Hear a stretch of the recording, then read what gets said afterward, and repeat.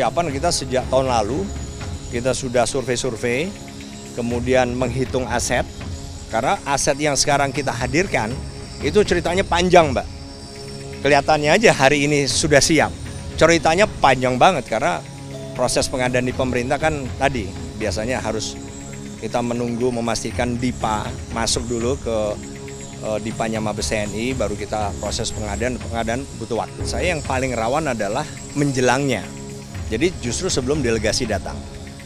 Kenapa? Karena kita tidak tahu, kita hanya ingin memastikan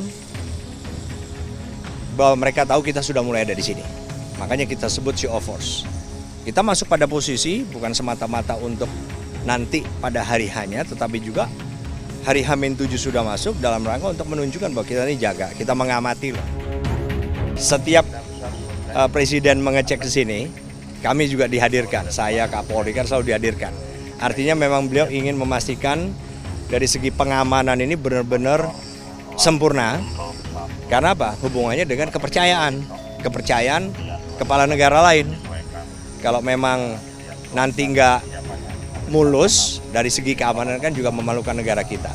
Yang ingin saya tunjukkan sebenarnya adalah bagaimana kita menunjukkan walaupun kita negara yang termasuk negara berkembang dengan defense budget sekian, tapi kita mampu menyelenggarakan event internasional ini dengan aman.